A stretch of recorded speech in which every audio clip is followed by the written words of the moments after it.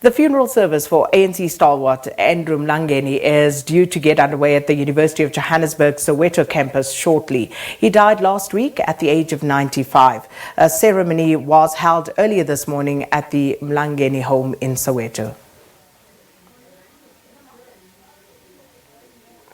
And late veteran anti-apartheid activist Andrew Mlangeni will be laid to rest later today. But let's continue paying tribute to the stalwart by speaking to Anti-Apartheid Activist Tokyo Sexwale. Mr. Sexwale, thanks for your time. Welcome to Morning Live. Sakina, I can hear you. Good morning. Mr. Sexwale, perhaps fitting that the first MK foot soldier ever recruited would be the last of the Rivonia trialists to close that particular chapter in some way, you know, if you think about it that way. But Andrew Mlangeni from Dube and those MK connections very strong, yourself also from Dube Township in Soweto. How did you get to know him? Well, I got to know him when I met him on Robben Island. But then I got to know about him when we grew up in Dube, where Andrew was a leader of the community, but also leader of the ANC. He was chairman of the branch in Dube. The Dube, which was named after, still is named after the first president of the ANC, John Langalebalele Dube. This is the Dube which also, as I said the other day, produced cadres such as Joe Modise. It's the same Dube that produced people like Siphiwe Nyanda. And the Dube also which accounted for 5 of the people who at one stage were in the death cell. Some were not hanged, some were hanged. And those 5 include Musolodi, who was hanged. It includes Bobby Tsotsobe. It includes Botsani. It includes Tsiki, who was with me in the trial, and also myself. Those are the ones who were not hanged. It is the Dube of Mlangeni. Now, his name was widely known within the township. But I must also say that he was not only just the first recruit, but the first death, the first casualty of Mkhonto Wesizwe ever to happen in December when they launched, 1961, happened in Dube. The name of that casualty, somebody who still must be celebrated, his name is Molefe. Molefe carried the bomb, one of the bombs, the pipe bombs which were made under the command of people like Mlangeni. He carried the bomb and was supposed to blow up the post office in Dube. Unfortunately, that bomb killed him. So our first casualty of Mkhonto Wesizwe in December 1961 was in Dube, only 30 meters away from Mr. Mlangeni's house. And that Molefe was working with Mlangeni. My home was just about 300 meters, and we heard the bomb. We were very young at the time. We heard the bomb. So Mlangeni comes from that kind of Dube, but it is a Mlangeni who became a member of the Rivonia group, a very rare breed of leadership, a generation that is equal to none in our struggle.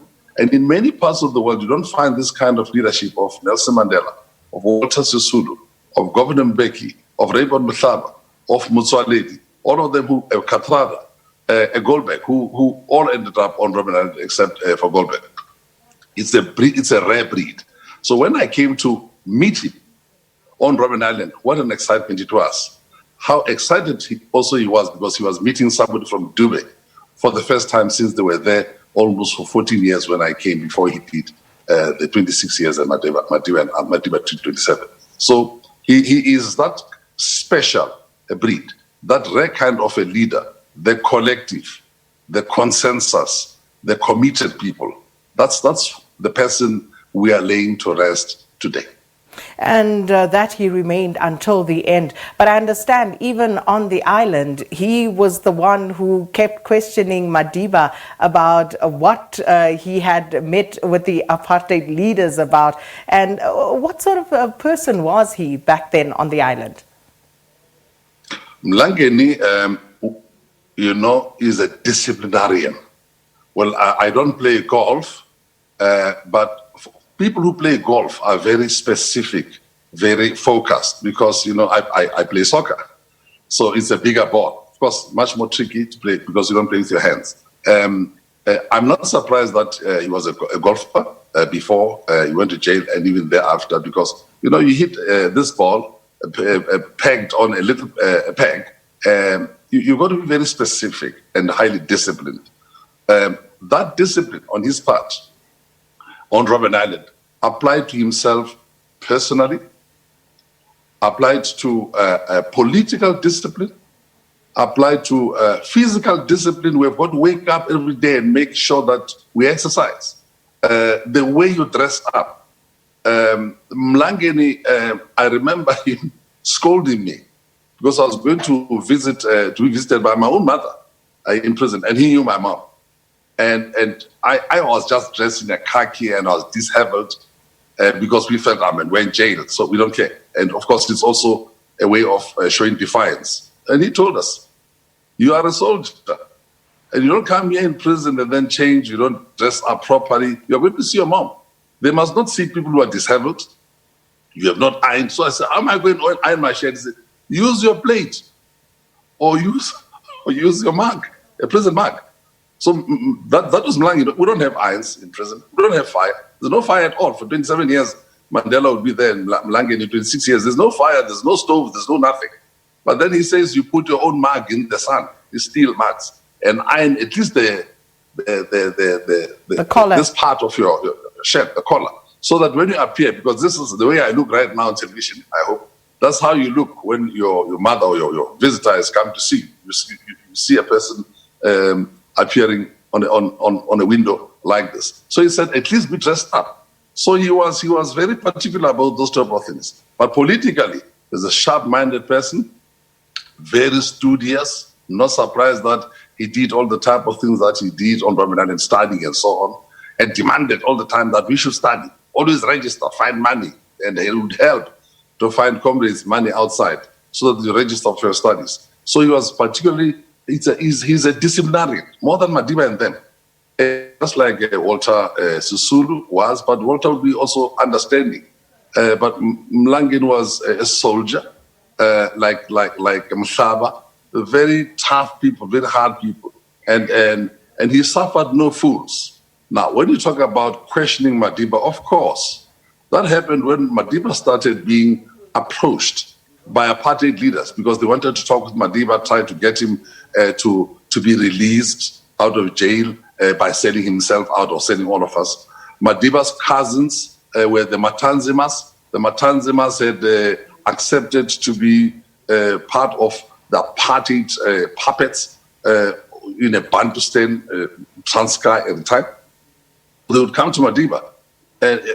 Not that Madiba was going to do anything strange, but he's the one who was questioning more. Madiba, what are you talking with these people? What are they saying?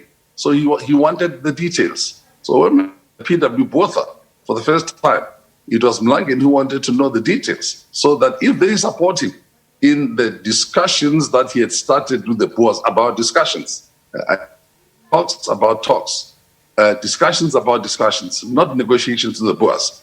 He was very, very particular, trying to find out precisely what it is that Madiba was talking to these people about. And of course, in that way, they were providing guidance. But of course, you don't have to do that with Madiba because he's a consensus man. All I'm saying is that Mlangeni made sure, double sure, that what we are doing is correct.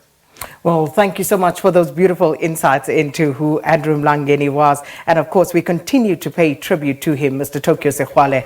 Thank you for your time this morning. And we're going to take a quick break.